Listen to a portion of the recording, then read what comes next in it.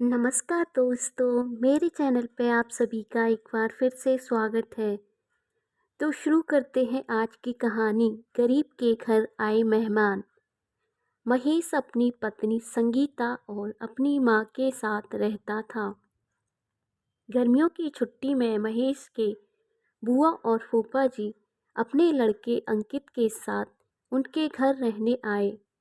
घर आते ही फूफा जी महेश से बोले, यहाँ तो बहुत गर्मी है, घर में कोई एसी नहीं है क्या? महेश की माँ ने बोला कि भाई साहब, अभी कुछ दिन पहले ही महेश ने अपने कमरे में एसी लगवाया है। यह सुनते ही फूफा जी अपने बेटे से बोले कि सारा सामान महेश भैया के कमरे में ले आओ। महेश और उनकी पत्नी संगीता चुप रहे, क्योंकि उन्होंने सोचा कि कुछ दिनों की ही बात है। इस तरह बुआ फूफा जी को महेश के घर में रहते 1 महीना हो गया। महेश ने अपनी माँ से पूछा कि बुआ फूफा जी कब जा रहे हैं?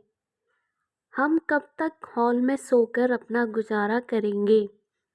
महेश की माँ बोली, बेटा, रिश्तेदारी का मामला है, हम कुछ नहीं कह सकते।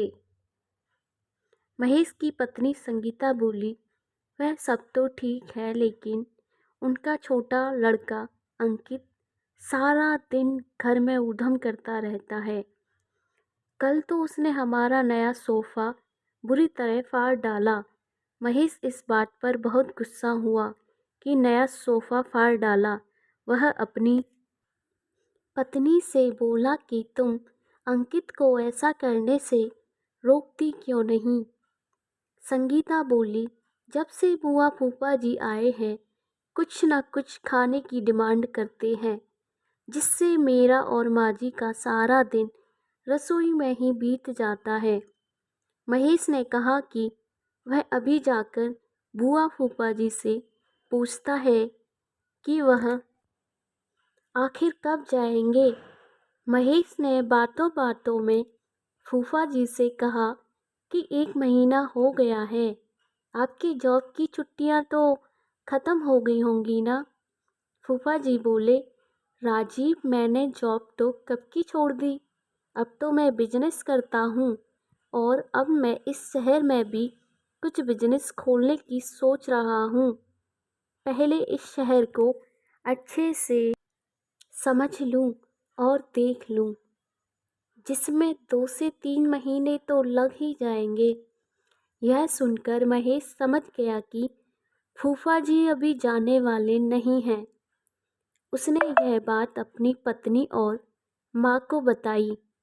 संगीता बोली, जब घी सीधी उंगली से नहीं निकलता तो उंगली टेढ़ी करनी पड़ती है। इनके साथ भी कुछ ऐसा ही करना होगा। आप यह काम अब मुझ पर छोड़ दीजिए। उसी रात बुआ और फूफा जी छत पर थे। तभी उनका लड़का अंकित चिल्लाता हुआ उनके पास आया और बोला कि मैंने अभी एक चुड़ैल को देखा है। तभी वहाँ एक चुड़ैल आ गई और बुआ और फूफा जी को बोली कि तुम में से कौन पहले मेरा भोजन बनना चाहेगा। चुड़ैल को देखकर वह बहुत डर गए और उस घर से भाग गए। उनके जाने के बाद संगीता ने अपना चुड़ैल का मुखौटा उतारा।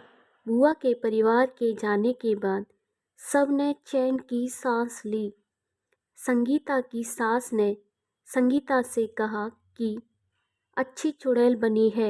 यह कहकर सब हंसने लगे। शिक्षा। इस कहानी से हमें यह शिक्षा मिलती है कि हमें किसी भी रिश्ते का गलत फ़ायदा नहीं उठाना चाहिए। जिस तरह बुआ के परिवार ने अपनी रिश्तेदारी का गलत फ़ायदा उठाया और दूसरों को परेशान किया।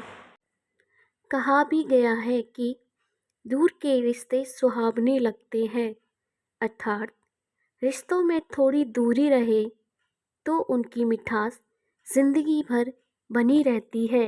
दोस्तों, आपको हमारी ये कहानी कैसी लगी हमें कमेंट में लिखकर ज़रूर बताएं।